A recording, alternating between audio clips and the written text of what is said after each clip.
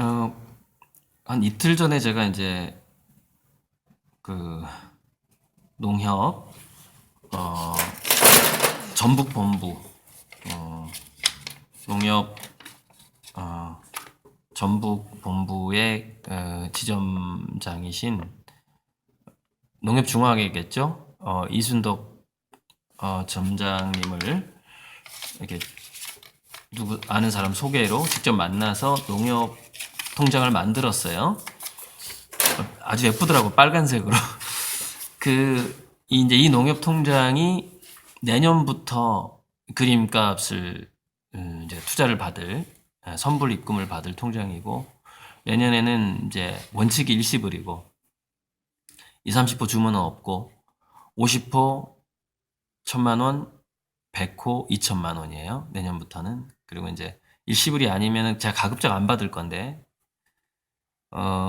이제 농협 통장으로 내년부터는 이제 들어오셔야 되는 것이죠.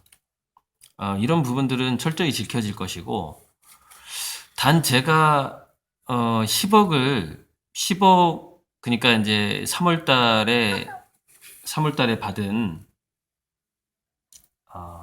3월 달에 받은 3억 5천 를 뺀다면은 빼고 한 10억 정도, 100개월 할부 10억 정도로 마감을 하려고 했어요. 그러면 대략 한 14억 정도에서 이제 총액이 끝나는 거죠.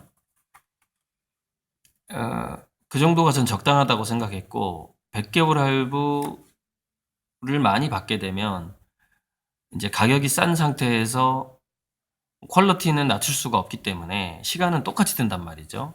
제가 가격이 오른 그 그림이나 싼 그림이나 시간은 똑같이 잡아먹기 때문에 대략 한 3년으로 따져 봤을 때 제가 이제 10억이 그 임계점을 넘어가게 되면 지금 22억이 된 상황이란 말이죠. 그러니까 12억이 초과가 돼버린 거죠.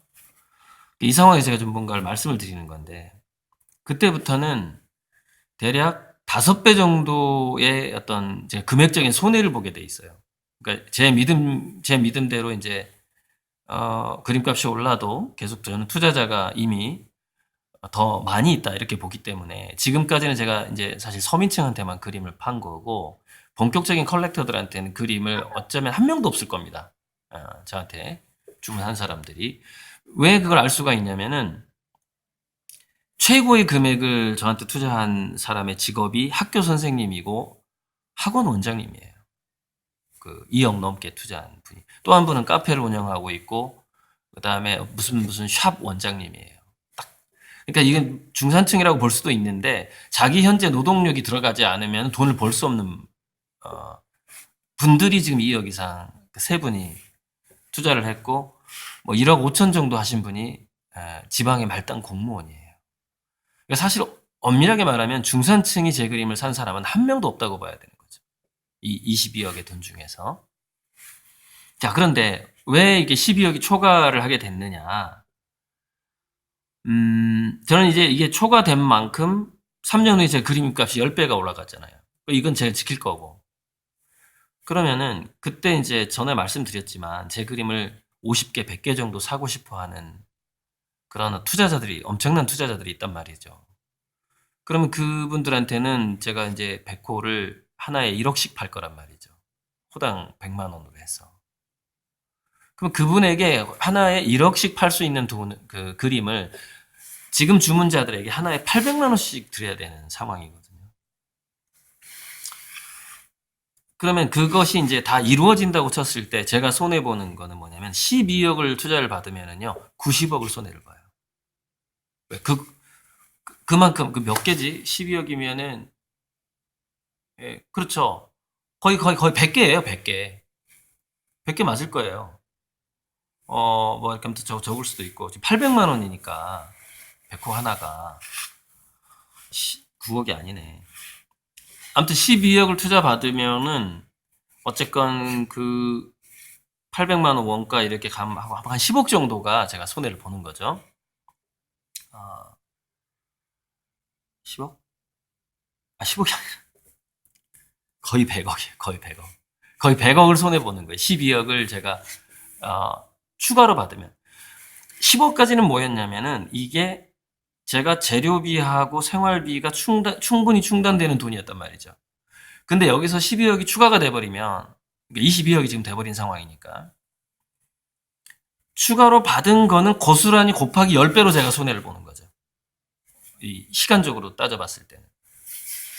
근데 왜 받았느냐라고 제가 분명히 말씀드렸어요. 첫째, 그 두 분이 그 2억 이상을 투자하겠다는 분의 제시한 게 뭐였냐면은 나는 고리들한테 투자해서 팔자를 바꿨다는 얘기를 듣고 싶다. 그 중에 한 분. 또 한 분은 나는 투자를 아주 잘하는 사람이라는 것을, 그러니까 지금까지 이제 부동산에서부터 시작해서 투자를 꽤 잘한 분이죠. 잘한 분인데, 난 이렇게 그림 투자까지 해서 돈을 벌었고, 그 다음에 이렇게 담보대출까지 받아서 현금을 융통해서 쓰고 있다라는 걸, 그러니까 여러 말 중에서 이제 그게 제 귀에 이제 기억에 남는 거예요. 인상적으로 남는 거죠. 고리들 그림을 샀더니 이렇게 담보대출을 해서 내가 현금을 이렇게 쓰고 있다. 그 자랑을 좀 하고 싶다. 이런 분이 있단 말이죠. 근데 그 두 가지, 제 그림을 쌀 때 사서 그러니까 어떤 계층 상승을 할 정도로 팔자를 바꿨다라는 케이스. 그 다음에, 담보대출을 해서 굉장히 자금을 융통하면서 또 다른 사업 자금으로 쓰고 있다. 이런 케이스가, 나와주는 것과 제가 서민층에서 나와주는 것과 제가 몇십억, 거의 100억 정도를 그림의 가치로 봤을 때 손해보는 것과 이건 이제 한번 경중을 따져본 거예요. 그랬더니 역시 뭐냐면은 무게감은 안 실리죠. 그게 100억 가치는 없는 거예요. 지금 이 12억을 추가로 제가 받을 가치가 없는 거죠. 그분들한테 2억씩 가치가 없는 거였어요. 그런데 그분들이 저한테 해결해 준 게 뭐 또 하나가 있는데 그게 뭐냐면 아주 골치 아픈 부동산이 하나 있었단 말이죠. 그게 뭐냐면 제가 이렇게 이제 그 투자금이 들어올 줄 모르고 최악을 사람은 대비를 해야 되잖아요. 그래서 최악을 대비해서 몇 년간 작업을 하면서 버틸 수 있도록 익산에 있는 제가 한 4년간 공짜로 썼던 아주 허름한 기름 보일러의 그 단독주택이 있는데 그 옥상에다가 한 25평짜리 작업실을 제가 손수 원목을 사다가 만들어 놓은 게 있어요. 이렇게 지붕까지 씌워가지고. 그래, 여기서 내가 작업을 해서 꼭 세계적인 작가가 되겠다라고 마음을 먹고 그 작업을 글쎄 한 3년 전인가 3년 전에 지금 상황을 제가 예측할 수는 없잖아요. 그렇게 그거 건설하는 시간이 한 3개월, 거기 들어간 순수한 원목하고 재료비가 한 300에서 500 정도? 그런데 그 집 주인이 그걸 팔아야 되겠다는 거예요. 나 그거 지어놓고 써보지도 못했어요. 그 몇 달 동안 그 지어놓고. 제가 팔고 싶겠어요? 그러면 그걸 다시 뜯어야 되는데, 그 업자한테 다 폐기 처분해주세요라고 한 2, 300 주면은 다 폐기 처분해줘요. 근데 제가 나사 하나하나 박았던 거, 망치질 했던 거, 그것도 하나의 예술 작품인데, 그걸 남기고 싶은 거예요, 저는. 그래서 저한테 이제 한 6억 정도로 2억씩 준 분이 저한테 해결해 줬던 게 뭐냐면, 그게 이제 역시 또 할부로 들어오잖아요. 해결해 줬던 게 뭐냐면, 제가 그 집을 사도록 도와준 거죠. 그 집값이 8,888만 원이에요. 근데 제가 그걸 안 사면 그걸 다 해체해 줘야 되는 상황인데, 아마 해체해 주는 시간이 한두 달이 걸릴 거예요. 그럼 한두 달 동안 또 그림 못 해요. 밀려요. 이게 이제 너무 골치가 아픈 거야. 그래서 그냥 내가 사겠다고 하니까 또 그 형이 집값을 또 올리더라고. 처음에 7,500을 불렀단 말이에요. 근데 결국 9,000까지 얘기를 하길래 8,888로 해서 제가 또 목돈이 없으니까 할부금을 이렇게 7, 800씩 매달 넣기로 하고 그걸 계약을 이제 했단 말이죠. 그래서 사실 이 2억 이상 투자하신 분들의 돈이 그 집값이에요. 그 집을 그러니까 이 돈을 받아들임으로써 내가 시간이 낭비되는 거, 시간하고 노동력, 그거 해체하다가 다칠 수도 있잖아요. 그거라고 생각한다면 여러 가지 리스크라든가 기회비용 이렇게 계산해 보면 그게 100억 가치가 나오는 거예요. 그 12억을 추가로 받은 것이 3년 내에 내가 100억이 손해가 보는데 시간 절약 그게 이제 제 성격상 그것을 업자한테 다 없애서 이걸 못해요. 제가 직접 그걸 나사를 풀어야 되는 상황이거든요. 그렇게 해서 그것을 그 원자재를 창고로 가서 또 원자재 이재를 설치해야 되기 때문에 그거를 이렇게 폐기 처분할 수가 없는 상황이에요. 왜냐면 그 재료가 고스란히 쓰여야 되니까. 그럼 저는 그걸 해체해야 하는 시간이 또 투입이 되는 거죠. 그래서 그 시간적인 리스크라든가 이런 걸 계산해 보니까 그게 100억 가치가 돼요. 그래서 12억을 추가로 받은 겁니다. 그분들한테.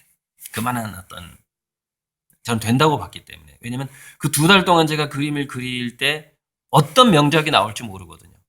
그러니까 저는 그림 그리는 시간을 확보하기 위해서 사실 12억이라는 돈을 투자를 이제 더 추가로 받게 된 거고, 그분들이 그 3명이 한 7억을 감당했기 때문에 서너 명이 7, 8억을 감당했기 때문에 사실 거의 대부분이죠. 추가 비용이. 나머지는 이제 더 이렇게 조금씩 한 사람들, 그분들까지는 제가 막을 수는 없어요. 왜냐면 그분들은 일종의 약속된 제가 언제까지 이 가격에 드리겠습니다. 약속돼서 그림을 많이 산 분들도 아니고 한두 개씩 사는 분들인데 그걸 막아버리면 엄청나게 제가 약속을 위반하는 게 되기 때문에 12억 중에서 8억 정도는 이제 목돈 투자자고 한 4억 정도는 일반 막 이렇게 한두 개씩 사시는 많은 분들이란 말이에요. 그거는 이제 받아야죠, 당연히. 왜냐면 제가 이 할부의 취지가 서민들에게 제가 나중에 이제 이 그림값이 올라가는 그 가치를 나눠주고 싶다라는 의미에서 할부를 시작을 했기 때문에 안 받을 수가 없는 돈인데, 문제는 이제 이 8억이란 말이에요. 8억 이 돈. 그러니까 이 돈이 할부로 들어오니까 제가 최악의 경우에 제가 작업실로 쓰려고 했던 그 골치 아픈 단독주택을 이게 들어갈 시간을 이렇게 커버해 준 거죠. 그게. 그렇게 해서 이제 제가 그분들이 자기는 3억 정도 더 투자하고 싶다고 했을 때, 두 사람이 2억 5천씩 해서 총액 그냥 5억 정도로만 하자. 내가 지금 너무 이게 추가가 돼서 나중에 이제 어떤 손해볼 더 비싸게 팔아야 될 그림인데 1억의 그림을 그러니까 납품이라고 쳐봐요. 1억의 납품을 해야 돼. 지금 밀려 있어. 1억 납품이 밀려 있는데 여기서 800만 원을 계속 이쪽에 공급을 해줘야 돼. 여기 1억 납품해달라고 계속 또 주문이 들어와.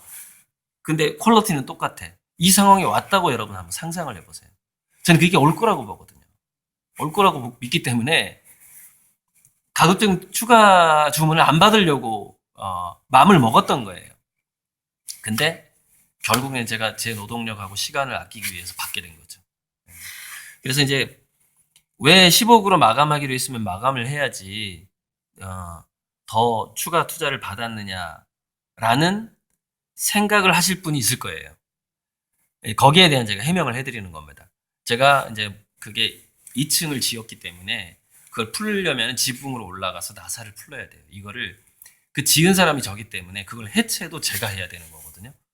이렇게 알바를 시켜서 할 수가 없어요. 알바 다치면 돈 더 들어가요. 그러니까 거기 어디가 이제 위크 포인트, 어디에 올라가면 무너지고 어디에 발을 디디면 안 무너지고 이걸 제가 안단 말이죠. 그러니까 제가 해야만이 그 집을 해체를 시킬 수가 있는 거예요. 그리고 그 재료들을 한 300에서 500만 원의 재료비를 재활용을 해서 저기 익산 그 큰 창고에다가 벽화 같은 큰 그림을 하려면 이재를 또 만들어야 되거든요. 그래서 거기도 어차피 원목이 한 100만 원어치는 들어가야 되는 상황이니까 100만 원을 이제 이걸 폐기 처분하고 100만 원을 어떻게 해요? 저 재활용 좋아하는 이 옷도 지금 주워서 입는 사람이 제가 전데 원목을 그냥 어떻게 버려요? 못 버려요, 저는. 그래서 그 리스크를 감수하고 시간 투자를 했을 거라는 거죠. 그래서 그거를 아끼기 위해서 그냥 그 집을 사버린 거죠. 자, 그 와중에서 이제 그 형님이 이 영상을 볼 텐데 이런 게 있어요. 음,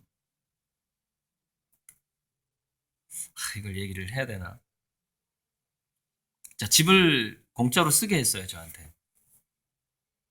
음, 근데 저는 정말 막판에 가격을 안 올렸으면 얼마나 좋았겠느냐라는 생각이 들거든요. 그 왜 그러냐면은 그 집주인이 가격을 만약에 안 올리고 정말로 7,500에 저한테 팔았으면 그거를 그 집을 평생 은인으로 남을 거예요. 그러면은 그분한테 돌아갈 돈이 어쩌면 75억이 될 수도 있어요. 75억이. 근데 막판에 이제 가격을 올려버리니까 은인이 아니라 거래였다는 느낌이 들어버리는 거죠. 후원이 아니라. 예를 들자면은 저한테 그림 독촉하신 분들이 있어요. 지금도 지금 물론 이제 저는 이렇게 하거든요. 그분이 독촉했다라는 느낌을 주는 것 싫어요, 제가. 그래서 살짝 느낌이 오면 내가 언제까지 주겠다고 먼저 말을 해버려요. 왜 그분들이 자기가 나한테 그림을 독촉한다는 느낌을 갖는 것 자체도 내가 신뢰가 되는 것 같아서 언제까지 할게요. 근데 그게 또 한 번 또 어겨지거든요, 제가. 어겨지는 경우가 생겨요. 그런데 이런 건 있어요. 제가 늘 이 할부금이 들어올 때, 일시불이 들어올 때 후원형 투자라는 이름을 붙이잖아요. 후원형 투자. 그런데 독촉을 하게 되면은 그냥 투자가 돼버려요. 앞에 후원은 사라져버려요.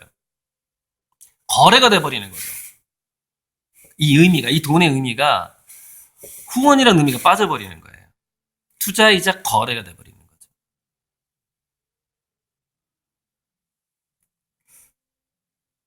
제 느낌에는 이게 후원형 투자에서 그냥 투자로 이게 변질됐을 때 그분에게 돌아갈 돈이 저는 10분의 1로 줄어든다고 봐요. 왜? 선물이 사라져 버리거든요. 선물을 주고 싶지가 않거든요. 왜? 그럼 약속 계약서대로 하겠습니다. 이렇게 끝나버리는 거예요. 끝나버리는 거죠. 배려가 사라져 버리는 거기서부터. 왜? 거래니까. 그렇게 돼버리는 거예요. 이 말에 기분 나빠할 사람이 있을 수 있어요. 왜? 작품을 상품으로 본다라면 기분이 나쁘겠죠. 여러분 퇴고라는 말에 글 쓸 때 퇴고라는 말의 어원을 한번 찾아보세요. 글자 하나를 퇴를 쓸까 고를 쓸까 했던가요? 그걸 고민한단 말이죠. 이게 예술의 세계입니다. 그 다음에 어떤 그 시인인가가 시집을 내야 될 마감 시간이 다가오는데 뭐 때문에 하룻밤을 보내냐면 마침표를 찍을까 말까.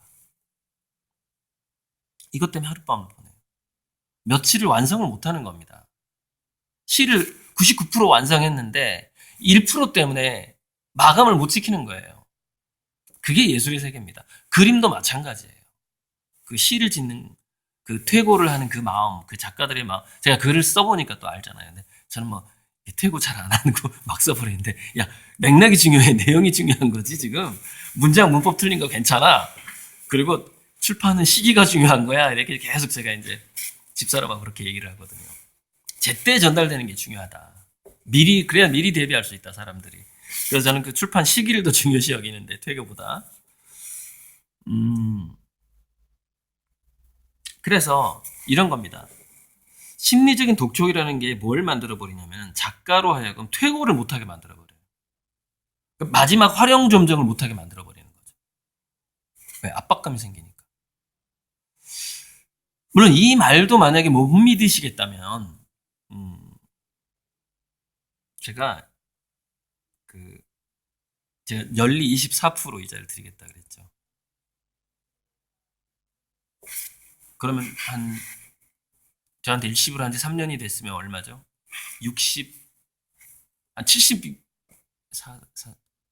72%가 되는 거죠.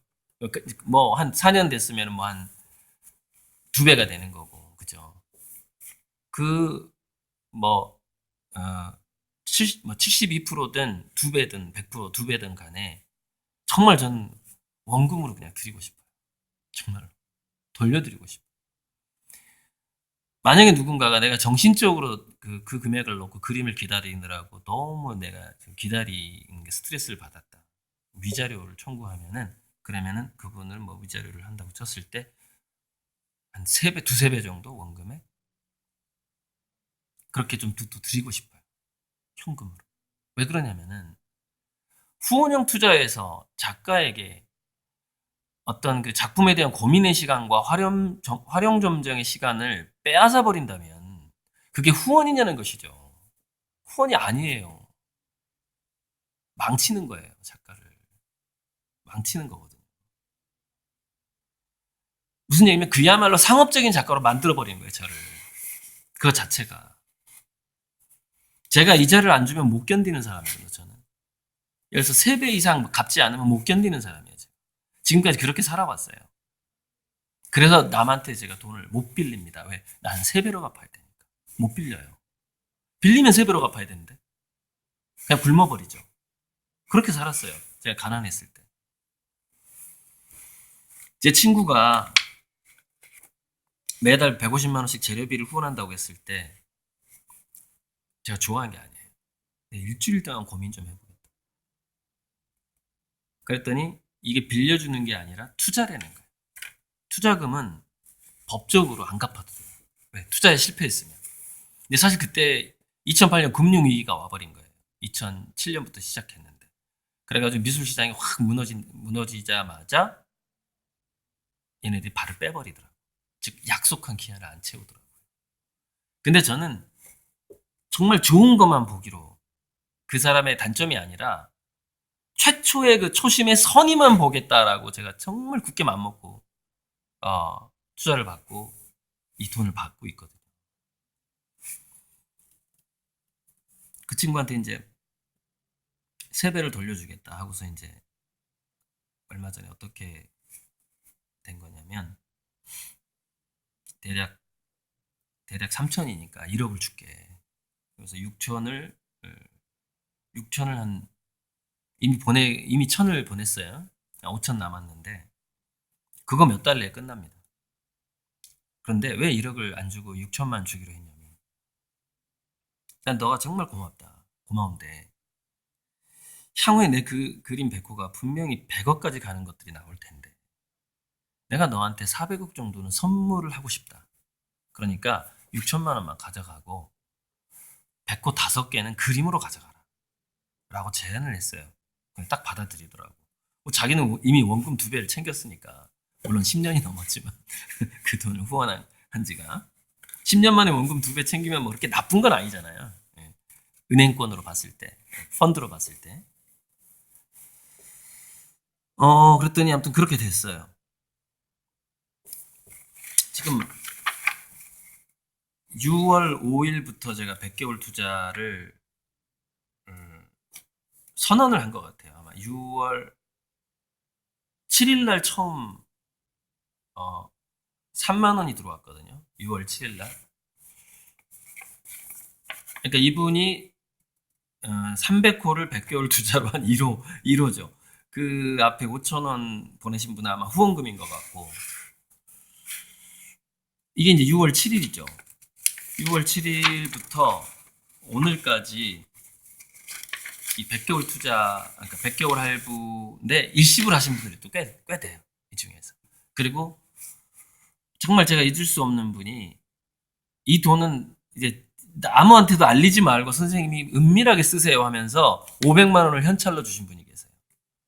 그래서 그분이 이제 그냥 이거는 이렇게 비상금으로 잘 쓰세요 했기 때문에 지금까지 얘기를 안 했는데 기록은 해놨죠. 현금으로 500을 주신 분이 계세요. 잘 사는 분이 아닙니다. 직업이요. 제가 봤을 때 그분이 하루에 버는 돈이 하루에 한 10만 원도 못 벌 거예요. 하루에 아마 한 5, 6만 원 정도 버는 분. 근데 현찰로 500을 주더라고요. 평생 잊을 수가 없죠. 자, 그거를 포함을 해본다면은 지금요, 얼마가 2019년 12월 23일인데 지금 말까지 지금 이렇게 들어올 돈이 더 있거든요. 말에 좀 몰려 있어요. 그게 한 2, 300 될 것 같은데 6개월 16일 만에 1억 5천만 원이 들어왔습니다. 제 전북은행 통장으로. 이게 전북은행 지점장님이 엑셀로 정리해 준 표입니다. 1억 5천이 들어왔어요. 현금으로. 그 현찰 500까지 포함해서요. 근데 이 중에는 일시불이 있는데, 그러니까 사람들이 22억을 계약했다 그러면은 안 믿어요. 100개월 할부 이 들어온 표를 보여줘야지. 오늘 저녁에 이제 3년 6개월 전에 매달 10만 원씩 저한테 후원하기로 3년간 후원하기로 약속하신 분들이 11분이 있었다고 그랬죠. 그 중에서 6명이 중간에 빠져나가고요. 마지막에 50만 원씩 들어오더라고요. 얼마나 제가 힘들었는지 그 60만 원 때문에. 그래도 2배씩 다 드렸습니다. 그분들한테. 2배씩 다 드렸어요. 그 중에서 이제 11명 중에서 7명이 2차 투자를 했는데 제가 사실 2차 투자를 별로 받고 싶지는 않았어요. 근데 한 번 더 기회를 드리겠다. 이거는 진짜 사은품이다. 2차 투자는. 조건이 굉장히 좋거든요. 그분들은. 지금 말하기가 힘들 정도로 조건이 좋아요. 왜냐면 3년 6개월 전에 제가 얼마나 가난했습니까? 그때 한 달 수입이 50만 원이었는데. 그래서 매달 들어오는 돈이 150만 원을 넘긴 적이 단 한 번도 없죠. 3년 전에는. 4년 전에는 얼마나 힘들었겠어요. 4년 전에. 그 후원금이 없을 때. 그땐 정말 한 달에 평균 수입이 50만 원인데 제 국세청에 등록된 게 있어요. 그때 이제 강의료가 전체였거든요. 그래서 연말에 보면은 그 표가 나와요. 이게 역사에 기록돼 있을 겁니다. 국세청에. 원천 징수를 하거든요. 강의료가. 제가 그때 연봉 500만 원이었어요. 4년 전, 5년 전에. 1년 연봉이 500만 원이었다고요. 한 달에 50만 원이 안 되잖아요. 40만 원 되죠. 근데 그 40만 원이 매달 꾸준히 들어왔으면 얼마나 행복했겠어요. 봄, 가을로 들어와요. 봄, 가을로. 여름하고 겨울에는 한 푼도 안 들어와요. 사실 그 덕분에 책을 쓸 수 있었습니다. 그 덕분에. 어디 나가면 돈이 드니까 집에서 원고만 쓰게 되더라고. 돈이 없으니까 도서관만 가게 되고 그 덕분에 그 가난한 덕분에 좋은 책을 뭐 읽으신 분들은 좋은 책이라고 인정하는데 외모는 별로 안 좋아요. 책이 내용이 좋은 거지. 쓸 수가 있었죠. 그래서 오늘 이제 그 7명에 매달 10만 원씩 그러니까 6년째 3년 했고 다시 6년을 채우겠다 하는 분이 7분이 오늘 저녁에 모임이 있어요. 근데 저번에 이제 한번 겨울에 겨울이 아니라 언제였지? 아무튼 그 국민연금공단 이사장님이 김성주 씨가 우리 후원회장님하고 고등학교 동창인데 절친 4인방이거든요. 그래서 그 공단 이사장 김성주 씨랑 같이 술을 마시면서 동시에 그 후원자들 몇 분이 왔는데 안 믿는 거예요. 그때가 주문량이 3억 5천밖에 안 됐을 때인데 지금 기준 그 당시엔 컸죠. 3억 5천이 됐다는 걸 안 믿는 거예요. 제가 그 단톡방에서 그분들 10만 원씩 보내던 3년 지금 3년 8개월 전이었던 것 같은데 그때부터 매달 10만 원씩 보내던 그분들이 단톡방이 있었어요. 제가 저를 포함해서 12명. 단톡방에다 제가 뭐라고 말씀드렸냐면 제 예측으로 제가 3년에 10배씩 성장할 것 같습니다. 근데 매 3년에 10배씩 성장을 할 건데 그게 어디서 멈출지는 정확히 모르겠습니다만은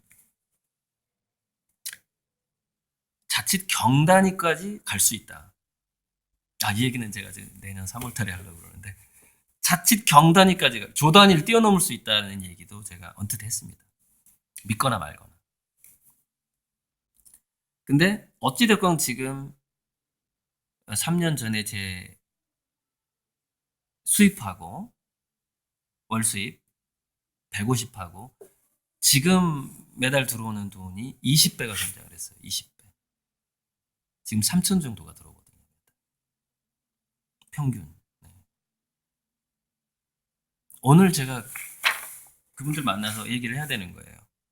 제가 단톡방에 오래전부터 말씀드렸죠. 3년마다 한 10배씩 성장을 할 거라고. 근데 금액이 적어서 그런지 그림값이 싸서 그런지 이번 3년에는 20배 성장했습니다. 뭐 그냥 기준은 여러 가지인데 계약된 총액으로 해버리면 너무 커져버리니까 그냥 매달 들어오는 현찰 기준으로 그분들 후원금이 밖에 없었으니까 3년 전에는 그 후원금이 이제 110에서 100, 90, 80, 70, 80 하다가 갑자기 50으로 뚝 떨어지더라고요. 몇 명이 한꺼번에 나갔거든요. 아무튼 그게 다 들어왔다고 치고 어쩌면 이건 20배가 아니구나. 마지막에 월 수입이 한 60만 원밖에 안 됐으니까.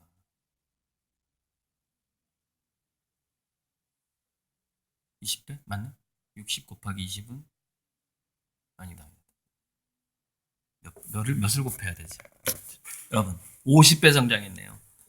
그러니까 한 1년여 년 전에 이제 그분들의 후원금이 11명에서 6명이 빠져나가서 매달 50만 원만 들어올 때 그때 이제 제가 강의도 많이 끊고 그래가지고 한 달 강의료 뭐 벌어봐야 한 20 정도? 한 70 정도 되는데 6, 70 정도 됐을 것 같아요. 근데 그때는 뭐 예를 들어서 유지비가 너무 많이 나가버리니까 휴대폰비 뭐 등등등. 그래서 따지자면 3년 전에 비해서 제가 50배를 성장했네요. 월 수입으로 따지자면 50배를 성장했어요. 20배가 아니라. 그게 약속된 금액이 다 지켜졌을 경우에 20배인데 거기서 또 반으로 이렇게 깎여버렸기 때문에 들어오던 돈이 지금 50배를 월 수입으로 봤을 때는 50배 성장했다. 3년 전에 비해서. 자, 3년 후에 지금 제 이 투자금에서 3년 후에 제가 10배만 성장할까요? 아니면 또 20배를 달성할까요? 그건 한번 지켜보자고요. 오늘 할 얘기는 여기까지만 하고요. 오늘 참 역사적인 날이에요. 왜냐면은 그분들이 재투자를 하고 나서 재후원을 하고 나서 모이는데 제가 다음 달부터는 외부의 모임을 완전히 안 하겠다고 선언을 했잖아요. 이 직전 영상에서. 그 얘기도 오늘 할 거거든요. 앞으로 이런 모임은 외부에서 없다. 저를 만나려면은 뭐 단체로 오든 혼자서 오든 화실에 와서 잠시 참만 마셔야 되고 나는 정확하게 시간을 카운팅해서 30분 내로 내보낼 거다. 이 얘기를 선언을 하려고 하는 거예요. 아무리 저한테 거액 투자자라 할지라도 이건 공평하게 적용할 겁니다. 얼마 조금 했든 많이 했든. 궁극적으로 보면 제가 현재 이 투자자들만을 위해서 이렇게 움직이는 건 아니거든요. 좀 거대한 좀 나름대로 역사적인 꿈이 있단 말이죠. 그 대한민국을 한국을 위한 역사적인 꿈이 있고 이 화가 중에서 1인 대기업이 저는 반드시 나와야 된다고 봐요. 우리나라에서 화가인데 1인 대기업이 나와야 되고 그 1인 대기업 화가가 자기가 모든 번 모든 돈을 120%를 대한민국에 전부 제공하고 전부 이렇게 자선 사업을 해야만 하는 때가 오고 있다라는 게 느껴진단 말이죠. 그래서 그 일을 제가 해야 된다고 생각을 한단 말이죠. 그래야 언캐니 밸리, 이 4차 산업혁명의 엄청난 그 불행을 어느 정도 내가 막을 수가 있겠다. 이런 생각을 한단 말이죠. 네, 이상입니다.